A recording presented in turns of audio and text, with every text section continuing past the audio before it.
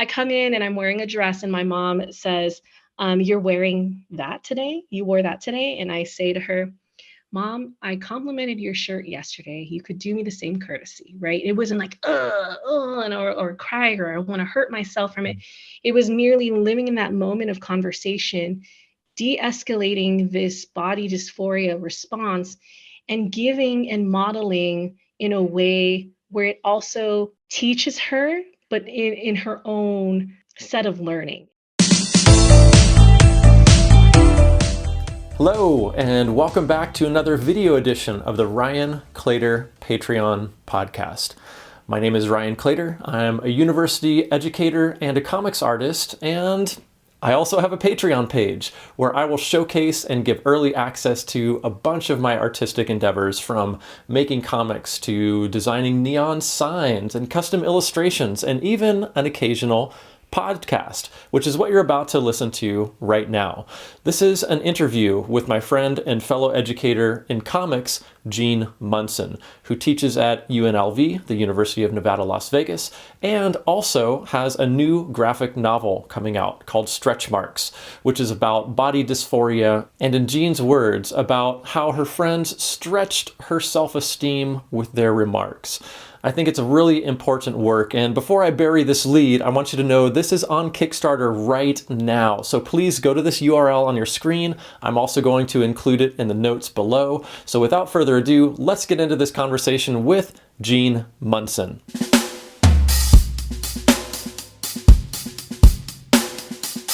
Hey, Gene. Hello. It's so good to have you here. Thank you for chatting with me today about your exciting new book. And I was just sort of refreshing myself with your existing series called Pushover.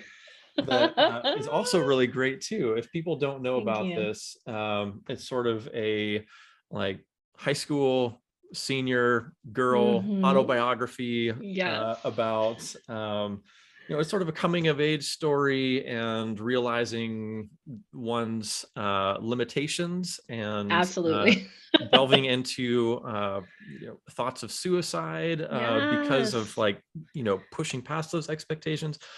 Maybe you can describe this better than I can. I think you did a good job. So okay. Thank you again so much for having me on your show. Of course. Yes, it's a very heavy topic, my first series, Pushover. And I was like, okay, when I'm at conventions or when I'm speaking to people about it, how do I consolidate my life story, backstory of all this, all these things that happened in the book without giving the book away? And I always talk about it. And I say it's about being a student leader and sucking at it. Because when you're wanting to be a student leader, a leader in general, you think you're going to save the world and do better and do right by the people who are your predecessors. And it's like, actually, leadership is hard, especially today. So I'm really grateful that you refreshed on that series. It was a labor of love, and it really connected me to my Vegas community. So thank you for bringing me back down memory lane. Yeah, I could tell it was a labor of love and incredibly important, and it makes me really excited for your next book coming up. I just want to dwell on Pushover for a little bit more before we get into your new project. So can you give us the Gene Munson backstory? Can you tell us about who you are, how you got started in comics, and how it led you to this new project you're about to launch? Yeah, absolutely. So I have always been a huge comics person, right? We're talking about back in the day where you could get it at the grocery store, right? From Archie Comics to getting the Sunday comics, and only in late high school did we have access to manga, right? So, and then I was an avid anime fan. So, Pushover is in the style of all those things together, right? I'm my own Charlie Brown. I'm in a schoolgirl setting, right, which has to do with an anime.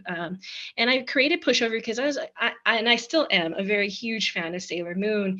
And so what informed the series, even though I love Sailor Moon, even though I love all, the beautiful culture and story that exists in anime and manga, I was like, this doesn't actually represent an experience that I have, right? Like, I'm not in this love triangle. I'm not in this class hierarchy. I'm somebody who really believes that I can make the world a better place, especially for my peers. And in the time that I was living it, I didn't realize how much I had actually physically put my body in people pleasing for each other, right? In satisfying every classmate, in saying yes to everything, and really stretching thin. And the story talks about how it's almost like its own version of Glee, the show, right? So we had this huge music competition, which really reinforces the culture of perfectionism and performance at our school, to the point where it has grade rivalry. And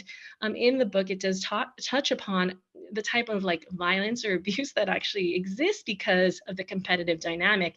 And toppling that with Catholic guilt and a saviorism complex, I really felt like, wait, I can actually appease everyone and make sure everyone's okay. But I didn't realize it was taking an emotional toll on me, right? And this, if I hadn't done this comic book in my early 20s, I think I would have still repeated those patterns of burnout before it was defined, or suicide again and stuff. So like I'm thankful for that series, because if not for that series, I would not connect with my Vegas community on a suicide level, right? Like we would have real conversations about it. I mean, when the series came out here in Vegas, I believe it was between 2014 to 2017. And I would get fan mail after conventions from other adults being like, wow, like I actually experienced this too, not in an all girl school setting. And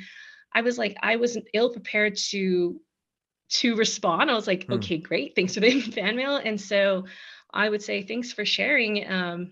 Thank you for even trusting me with that information. But yeah, I think the whole project I did not prepare for, which was a mental health component that exists in comics naturally, from the way that we articulate, from the way that we express the things we love, or even our own memories that we're trying to equate and sort out.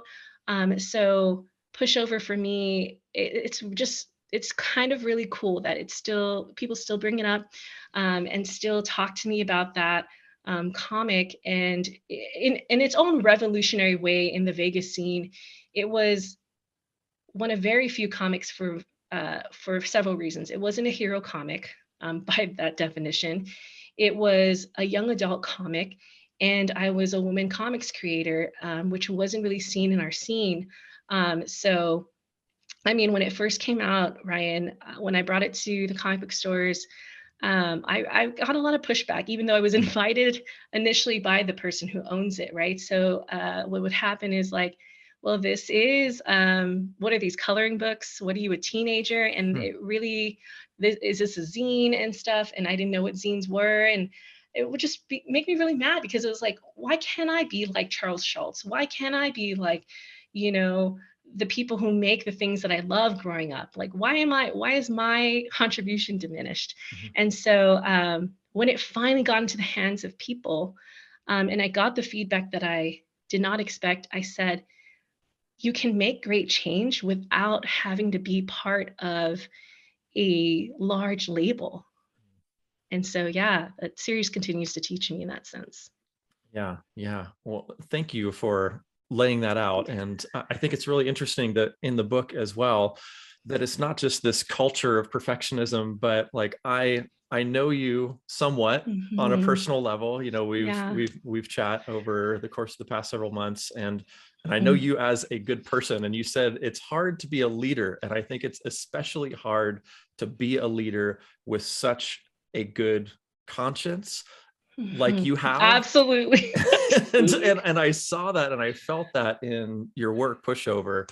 And I just want to commend you for a great job on that series, and lead us into your new series. Can you tell us about this work that you're about to kickstart? By the time people are listening to this, it will be live. So we'll insert some information here. So first, maybe you could tell us about the new book that you're about to crowdfund, and also where people can find it. Let's not bury that lead. Right. For sure. So it's taken me a I've been working on this since 2017. Hmm. In terms of the script, it didn't really have an ending. I knew what I wanted to do with it, which was articulate the psychology surrounding body dysphoria and, this dissatisfaction with body. But in between that, it wasn't like I wasn't making comics. Like I really delved into the leadership of making sure other people in my community were making comics, because to me, if people don't understand the process of comics appreciation is harder to captivate. And so yeah, I've spent a lot of time in other anthologies helping fund other people, coaching other people, and then the pandemic happened, right? So in 2020 I'm like, all right, I'm going to finish this book. And even then I was still grappling with my own mental health and grief. I was like, okay, why can't, now I have the time, I think. But no, I wasn't, because the concept of fully helping people before myself was still something I prescribed to. So um, by mid 2021, I was like, enough is enough. Like I have a great book. There was another, how I led to finishing the book. So prior to this, I promised a man named Vic Moya, who's a big deal in our town, that I would work on an anthology about his biography. And I was radio silent for like 2 years during the pandemic. And I was like, okay, well, I didn't get it done. I'm sorry I never told you. And I really am going through something. I don't quite know how to taste and feel it, but I don't know. I'm usually a really industrious person. I don't know what's going on.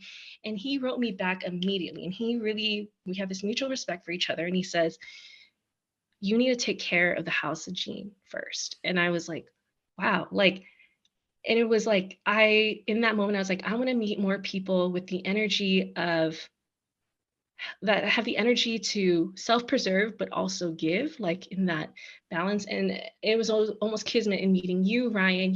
Like you were immediately an energy that was like, it gives me the vibe like you want to see other people win, and I have not really encountered that. And I don't also blame the people in my life who you teach people how to love you, right? So like I was thinking, I have taught people in our Vegas community to codepend on me too much. So it's a give and take. So I was like, all right, buckling down. So I wrote spreadsheet out. I tossed it one more time to a few of my editor buddies, and I was like, all right, we're really doing this. I had a timeline, spreadsheet this out. And so um it really sucks to get edits back when you have to do more. You're like, oh man, I thought it was done. I thought we're going back to the drawing board, and it's just like, actually you need more cleanup of your script, you need to add more stories. And I'm like, God, that means more drawing. You know what I mean? Like, no.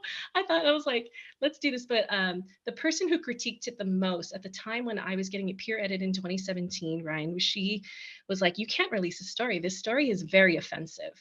So yeah, for stretch marks, it made her, as somebody who had just given birth, feel really bad about her body. Hmm. And I remember sitting in that peer group, I was like, oh my God, it's counterproductive. I'm hurting people. Like, Hmm. Again, my good conscience, like I really intended to write by people. So I hit her up, and like when there's somebody you're like, I respect this person, but I'm also very terrified. So when I sent it to her, I was like, okay. And then she brought it back in, and she was more leveled with it, with the changes I've made to reduce being triggered by these moments and using it in more informed and healing fashion.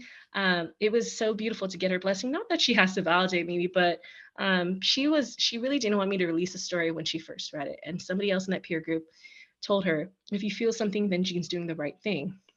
And I was like, great for being on my side. But I went home and I was like, I heard somebody today. So yeah, even when you helped me with my Kickstarter, which I am trying to, get it together to have the goal of sharing 2,500 books worldwide, right? And I think that's a very small number, but I want it in the hands of people in other countries. I was like, wow, Ryan is very kind right now. I will take this package of information that you have a way of crafting in a very educator sense. And I was like, I'll take this, you know what I mean? Because I have just lived through really brutal peer edits. And so I really am thankful. And when I spoke to the rep at Kickstarter, Oriana, she was like, wow, you already got together. And I was like, this is no small part to Ryan wanting to also see me win. And so I was like, I just got a taste of what Ryan's students have gone through. So bless you, students who are in the steward of Ryan. And, I think that's what we share in common is like, comics is a beautiful thing, and it's a visual medium that is unplugged and not algorithm. It's self-driven, and it's still this very precious thing. And I thought people would not understand that, but because we're such stewards, Ryan, it's like, no, this stuff is going to be relevant infinite amount of years later. I don't care what everyone says. We can be the anonymous unsung heroes of the movement of this medium. But yeah, it's on Kickstarter. Um, raring with my video to go. It will only run for 2 weeks because wow, like I could have ran it like a month like Ryan, right? But I was like, realistically, this is in the middle of my, my regular conference job, right? So I care about leadership. I raise leaders in our state. I'm my mother's retirement party, graduate school head. So I'm like, okay, let's plop 2 weeks of this Kickstarter in here. And it's the largest risk I've ever done, right? It's a lot of money. It's teeter on 8,000 as I look at these expenses. And I'm like, whoa, 2,000, 2 weeks of 8,000. And then I was preparing my list of people I would lean on, right? In terms of like, just like my Christmas list of people. And I was like thinking about how I've worked with these people, have had conversations with them in the break room, just all these facets of my life in the span of being a working adult. And I was like, these are people who also want to see me win, whether or not they put money in on it or not. They will at least know that what I'm doing with my life, which is reclaiming my body, my self-esteem. And so yeah, I'm like a lot of people who aim lower in terms of that, but I was like, this is the first time I am going to ask for more. I'm also going to ask, I'm going to dream big in a small amount of time, just just running into the wall. And I'm a big person on manifestation, and I think that I'm a natural optimist, and I think that my relationships, my authenticity, and my story are going to bring it to life. I fully believe that, and thank you for your very kind words about me too. Yeah. Thank you. I don't know what to say, but so let's distill this for people. The book's Okay. title is Stretch Marks. And it's going to be on Kickstarter, and they can find it from what date to what date? So it will be live May 1 through the 14th. 2022. And yes. Is there a URL, or shall we just search for it on Kickstarter? Where are we going to find this thing? I will be making a bit.ly, which we'll put maybe in your show notes. Sure. I'm trying to think of something fun, punny and clever. So, that isn't the simple, right? It's not a large URL, but yeah, I will make sure to get the right bit.ly. Fantastic. I'll be happy to include those in the show notes for this episode. And yeah, I'm just so excited to see this book come to fruition. You've outlined a monetary goal, you've outlined a publication goal, and I wanted to dive into that just a little bit, because I know that you, in addition to being a cartoonist and being a university educator who works in comics, I feel a special kinship there with you. You are also a printer, like you own a print shop with your husband, correct? Yes. So I'm assuming that you're going to be printing your own book. Is that correct? Yes, we are printing my own book, which I'm really excited about. But yeah, we also live in a paper shortage time, in ink shortage time. So everything is of the element in these terms. But yeah, I think anything worth doing is really going to have its own challenges to get there. I also have a broken stylus, Ryan, and I'm like, you know what? I'm not buying a new one. We're just going to keep on going. So yeah, I really am proud of the print shop that we created in 2016. We missed our anniversary because we are really busy at the print shop in terms of having conventions come back and creators making new things in our valley. So just a little backstory on Plot Twist Publishing, which is our print shop.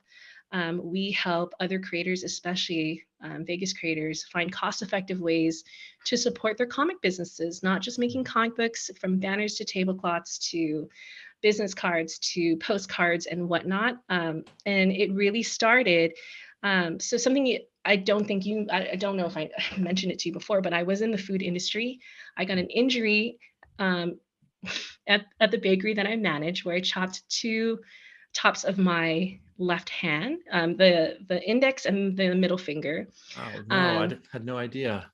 yeah, so the little bit backstory to that is I loved working in food. I ate food all the time during this job. I loved my bakery job, and I call the food industry as my unofficial business school, because if I could sell things I didn't have conviction in, then I can sell what I actually have conviction in. And so they promoted their son to be my boss. He was straight out of high school.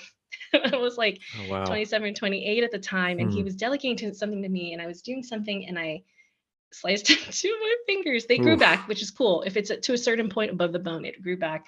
I don't have feeling in there though. So Hmm. luckily I'm right-handed. So yeah, I was unemployed. Well, I actually took the week off, and they wanted me right the next I would hope day. And I was so. like, right, like they really wanted me back after a day. And I was like, Oh my no, like, gosh. Oh. yeah, I was wounded because I was also the only person who knew first aid. So I Hmm. was bleeding out in the office while nobody Oh. else, none of my employees knew. And my own parents showed up. I'm like late 20s, and my own parents came to rescue me. And so in that moment, I was like, as I was sitting at home and feeling really wounded in terms of not just the injury, but in terms of support and care. As business owners, I believed in the small business. I was like, I have to, if I can't do this, I have to start my own company. Like, so I would hang out at this comic meetup, and I put on Facebook, when Facebook was more of a hotspot of hanging out. I put, if anybody wants to start a comics company, meet me at this diner on this day. And so a slew of men came, and we thought of an anthology idea, which I think was ahead of its time. So it's impressions. It was a picture of a woman, and how art serves, how that picture of her serves differently in different lives. And so it tanked as a comic book here because people weren't privy to things that weren't in color or of zine size. And, my own crew kind of shitted on me for it. But they believed in my work ethic. So they stuck around for Plot Twist. Plus, it was a really cool name. But when I took that comic book out of state, a lot of people really loved it Hmm. because it reawakened the impact of art. And so I was like, man, okay, so perhaps the demographic of my plot point isn't for the Vegas hero crowd. So I was like, okay, maybe we won't tank it again. So we ran another one, which was a children's one, and that was a hit. But then people sent horror stories. So everything was like in its own fluid motion of being its own anthology. And our kid one, I mean, I hate to air this out, but I will say it.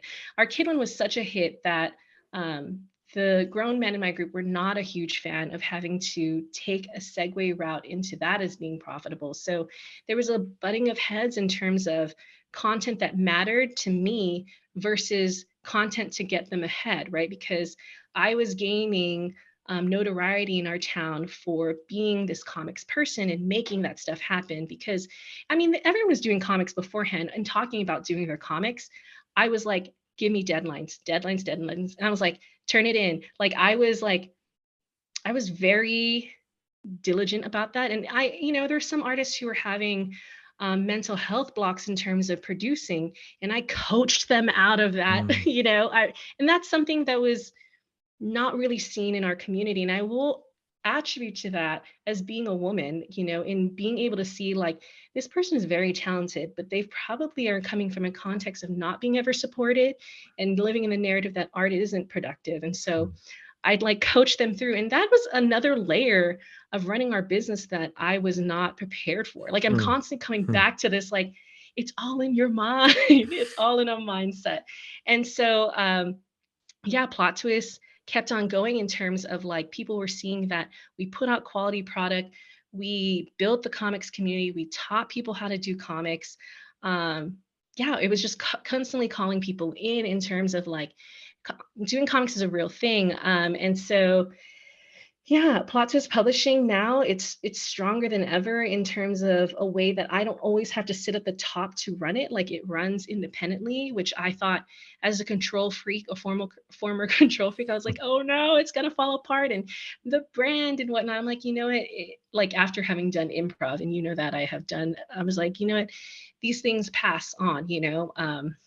I mean, they might fire me. I don't know. So I went from being the head and running things, and as I moved up at the university as an educator, I was like, I'll do the menial jobs, right? I'll do delivering of comics. You know, I'll do some client relations or and whatnot. So and that's okay. Like I don't have a problem with that. I don't have problem. One of my favorite shows is Undercover Boss. So like I love being roll up your sleeves kind of person in that sense.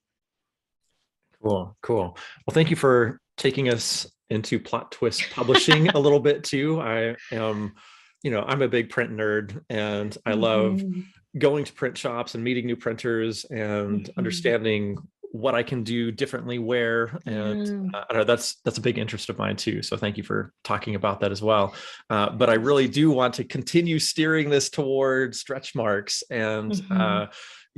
directing people to your current Kickstarter campaign. Yes. So in terms of that, you mentioned showing this story to a critique group and getting some feedback that kind of sent you back to the drawing board. Can you talk about that a little bit more, and what Yeah. was offensive to that beta reader of yours, and how you shifted the story to make it more inclusive for people? Yeah. Okay. So, gosh, I try not to revisit what offended them, but yeah. So one of the really offensive stories was when somebody said, and I never even took it out. I think it was just reframed. I reframed the epilogue and the prologue better to get to that point. So it was when I I laugh about it because it's like, wow, the dynamic is still lives, right? So it was when my mom um, tries to dress me in very large clothing, right? And I was like, no, I don't want to wear this. I don't want to wear this. And so it's this insistence upon um, wearing big clothes that hide you, right? And so um, that was super offensive to well, one of two stories that was super offensive because it re-triggered somebody's relationship with their parents or aunts Mm. that talked about their young body like that. And I was like, man, but that's the young adult part of this. And the other one was, which inspires the whole series or story or the anthology, sorry, which is when my brother comes to my room when I'm getting ready for my first day of school. And I'm pulling down my shirt and he sees my stretch marks and he's like, only pregnant women have them. Mm. And for that woman who is pregnant, she's like, it just blew her mind that somebody comments how ugly some my body is based off the stretch marks. And so Mm. it just was like, even as you can see, as I framed it, it wasn't meant to like diminish the experience, but it really highlighted a point that really hurt them. And even so, it wasn't in this beta group, but I was just inking one of the pages, and I was in my comics group, which is mostly men. They were like, "What page are you inking?" And I was like, "Oh, it's this one time that somebody that somebody said, um, well, my mom thinks you're pretty for a fat girl." And they had such a strong reaction to that, as also men who are heavy. They were just like, that is so messed up. Like they went off. And because when you're working on a comic project, especially in things that are trauma based and you work on it, you're kind of desensitized over a while. So I was like, wow, like these men are really feeling a type of way about it. And I realize, the universal experience is there. And but every time I tell a fat story, they just be like, "Oh," I was even at like my another meeting just recently, and I was like, "Yeah, this happened in this story." Just a matter of fact of like how my father and dad or my father and my brother spoke to me, and they're just like, "Oh, you should really let them have it." Like they always have this very strong reaction to a time in their life subconsciously that syncs up with mine in terms of like, I mean, in every story, I just sucked it up and just shrugged, right? Like, okay, I'm terrible. I'm obese, you know? So yeah, I was really scared because I was like, if my truth in experiencing these kind of fat microaggressions hurts other fat people, then what's the point of telling them? Um, so yeah, so the epilogue kind of protects it right now, right? Like the epilogue and prologue, right? So we moved the original prologue into an epilogue, right? Which talks about the why this is such defining moments. And then the prologue talks about these things happen as quickly as they come, right? Like in terms of like just small comment jabs, you know, like one of the, so it's a, yeah, there's these chapter stories of these different ages, but the prologue is comic strip style of like from child to teen to adult. So the adult one is just like, hey, I think our cousin Jackie is so pretty. And I'm in the car with my dad, and he says to me, well, you would be the prettiest one too if you were not so fat, right? And so it's like, I just remember just drawing that and then feeling it. And even when I inked it and colored it, I'd just be so extinguished and tired. And I was like, okay, this is why my project is so slow, because I am not, even if I don't feel like I'm reliving it, the stress in my body has metastasized in a way like my knees started hurting. I was like, I don't know why Mm. that is. Why is this happening? And so again, mind and body are connected in that sense.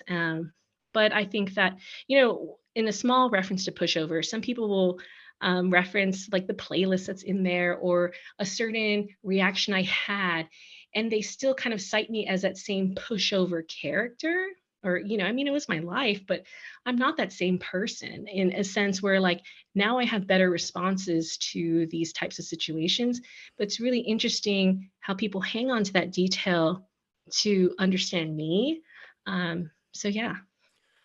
So, jumping back to pushover for just a second, you said that at the conclusion of that series, you felt Mhm. like it was sort of a maybe a bit of a catharsis and helped you move Yes, through that's the word. this this identity that you had at that point Yes. of trying to be a savior person, Yes, a for safe. lack of a Yeah, better yeah, word. yeah. And I'm curious, moving forward to stretch marks, like how are you seeing this new work of yours transforming you in some way, or Yeah. maybe not? Like how does this work? What does this work mean to you now that it's complete? Yeah, that's a great question. So I already see it really transforming me, right? So when I eat a meal, um, I don't hear this like wicked voice of like, well, it's terrible. Your body will be crap and like all this stuff. Like actually, I was like, wow, that food was real. I feel good. Like the fact that that was quiet for some moments Mm. in these recent weeks, I was like, oh my God, I'm changing. Or even standing up to family members, right? And it's really subtle, right? So, for instance, and maybe this will be if you get to a certain level in the tiers or the rewards that I have, that you'll have access to the uncut stories. And so, this is one uncut Mm. story. So, I come in and I'm wearing a dress, and my mom says, you're wearing that today? You wore that today? And I say to her, Mom, I complimented your shirt yesterday. You could do me the same courtesy, right? It wasn't like, and or cry or I want to hurt myself from it. It was merely living in that moment of conversation, de-escalating this body dysphoria response and giving and modeling in a way where it also teaches her, but in her own set of learning. And I think that's really, instead of being like, well, you shouldn't, you know, it wasn't. I mean, I can real escalate real fast, you know. So that like I was like really proud of myself in that discourse. I was like, wow, I really approached that um, with grounding who I am, my agency in my body. So it was really, really powerful. So I already see it. I mean, and again, the relevance of comics and mental health. Um, I, I can't even explain what is happening to me psychologically that is advancing now because of the work. That's so cool. You talk about uh, psychology and comics. And I know from being a practitioner that when you are working on a subject, you are forced into being so close to it. I mean, it's like Yeah. literally an intimate distance Yes, away it is. from your face as you're working on it. But at the same time, you're also forced into spending a long time dealing Yeah. with this thing that's in front of your face that you probably don't necessarily want to think about that much, but you're put Yes. in that space because of the way that comics work. You know, we've got this like Right. 300,000 to 1 creation to reading ratio where, you know, you're just working on this forever. And somebody flips through it, this, you know, work that took Yes. 3 years of your life in 30 minutes or less. And but all that to say, like over on the creator side, like you're in it for a long time and you're really Yeah. having to come to terms with that. So I think it's really interesting to hear the way that manifested itself for Hmm. you when working on this piece, especially like you said, your knees started hurting or you started Yes. feeling a particular way. And I just find that so relatable and interesting Right. and weird and all of those Yeah. things. I mean, I used to ignore those signs, right? I was just like, I'm powering through. Give me another coffee. Give me another energy drink. I don't know. I'll eat a vat of ice cream. Like, I was just like, okay, let me just mask this pain or whatever. I won't stretch. I'll just like power through. And I was like, wow, like doing a work about my body and then recognizing what's happening in my body is a first for me. I mean, I remember doing pushover and I would just be like, working really late in my teacher's studio and be like, I don't care if it's 10 p.m. at night and I have to be up at 2 a.m. You know what I mean? And It's you're just like, working on this it's work whatever. about that Yeah, too. exactly. Ironically enough. Yeah. And so, like, I'm like, man, like, I mean, I think about if I ever met a group of people who read the book or a person, I would just love to be a more evolved person from the character, you know? Yeah, because one of my peers, he was just like, after he read Pushover, he always kind of babied me, like in a way, like, "Oh no, you don't have to." You know, I get it. You were trying to be helpful because I did and carried too much, but it's like I'm not that person anymore. So yeah, but it's just like, you know, that is the symptom of doing biographical comics, right? Like you do let a lot of people in. So yeah, Yeah, yeah.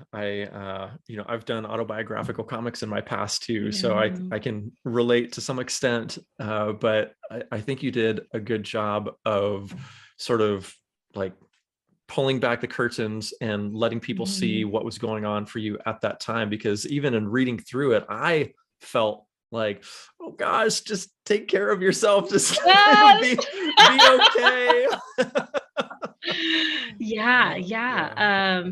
It's really, I mean, I think about just everything in terms of just like the little things, right? So even in between doing Pushover and the anthologies, I would do a comic strip about me and my husband called Bearded Babe. And it, you know, the really wonderful part is pulling moments in the daily life and being like, wow, entertainment is right in front of your nose. Magic happens every day.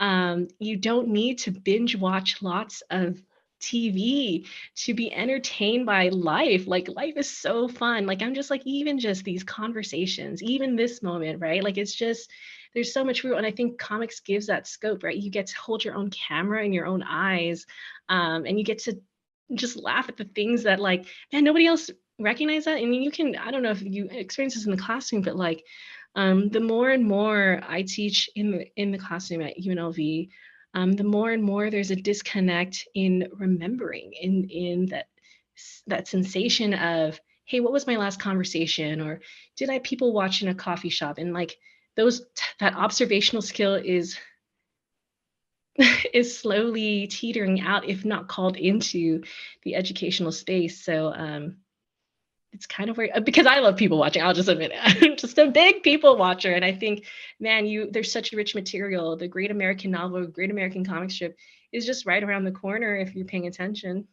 Yeah, yeah, and another thing I love about comics that you sort of alluded to there too is this like, you know, I'm very square, but there's like this Hmm. DIY sort of punk ethos involved Yeah. in comics. Like you can grab a pencil and a piece of paper and do anything. Like anything is possible with comics. There's no budgetary limitation. No. It's like it's all on you. You get to tell exactly the story that you want. There's no committee involved. There's a direct connection Yes. between you and that paper. Yes. And if you want to solicit editorial feedback, you can. And if you Yeah. don't have to. It's like you Yeah. have complete and utter control over what is published.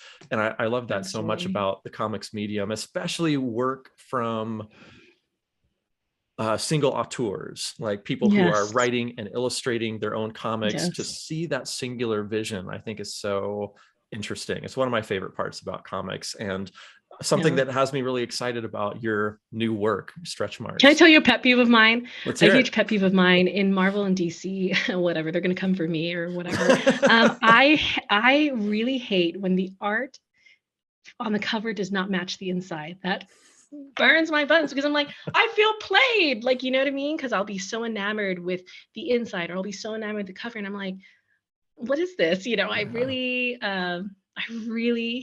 hate That's that. I such a really hate that. strange incongruity there Yes, when I they hire can't these do it. separate cover art. Yeah, yeah, I know what you mean. Yeah, Okay, great. I'm yeah. kindred. So what you're saying is you're going to have 80 different variant covers for Stretch Marks by a ton of different art. No, that's how this campaign is going, right? Wow. It won't even be me anymore. It's been licensed. It's been gentrified, as Ben says. Yeah. Yeah. I think that's why I've always been enamored by manga, is because I'm like, wow, it all matches. I'm in a huge person that I was a fan of when I was starting to really get into indie comics was Jeffrey Brown. He Mm. had this, it was so rough, right? It was just a relationship and like Mm-hmm. just a pen. And I Yep. found it at my first time I went to the San Diego Comic Convention, which I wasn't even into comics. I was going with my cousin. I saw that book and I was like, oh my God, this is the best thing I've ever read. Mm. And I remember meeting him, and it's just like he was probably tired from a flight. And I was like, wow, don't ever meet your heroes. You know what I mean? At the time, yeah, because I get it. Then I saw Alex Robinson, who was all peppy, and I was like, okay, you can still meet your heroes. But I loved that. I loved, even in the way that you draw, where it's just like these people look like people. And I think, man, like the power that has on people who are just beginning to read comics from whatever age, kid to adult, and be like, wow, they don't have a perfect waist. Or, there's a student in my class right now. He's a Marine. He's like, I think Marvel Comics gave me body dysphoria. And I'm like, wow, what a Mm. powerful thing for a Mm. man to say. Yeah. But he's like, he refuses to miss leg day and he can't ever not draw a muscular figure. You know what I mean? And I Mm. get it. It sits in your subconscious of what visually you have to draw. And so drawing myself chubby was a practice, right? Because Mm. when you're a kid, you just draw yourself as this anime, like I looked like Sailor Moon and whatnot. Mm-hmm. So yeah, to give myself a thick waistline was a practice Hmm. that started in pushover and translates to now. Hmm. Cool. Well, what else can we tell people about Stretch Marks that's going to get them to the campaign, that's going to get them excited about the book? I want to leave them with a call to action because I really want this campaign Yes, to do well for you. I'm going to be there on day one, but I thank want other you. people to be there on day 1 through 14 whenever they hear this.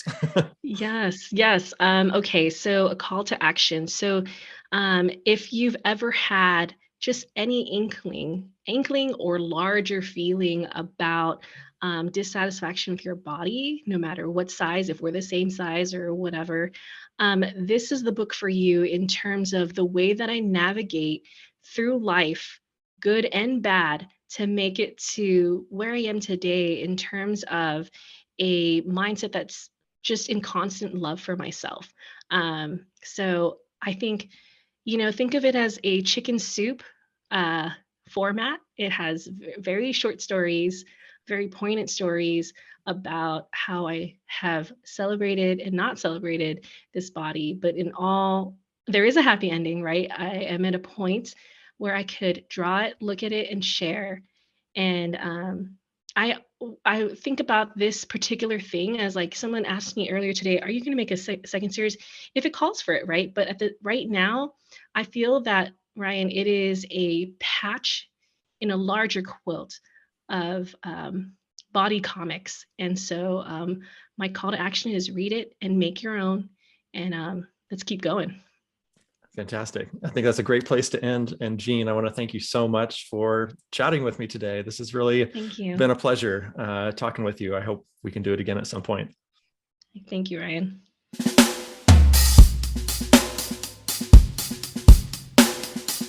All right, thank you, Jean. And one more reminder that Jean Munson's graphic novel Stretch Marks is on Kickstarter right now. You can go find it at this URL I'm showing you on the screen. It's also in the notes. Go click it down there, show Jean some love, and thank you so much to Jean Munson for coming on to this episode of the Ryan Claytor Patreon podcast. See you next post.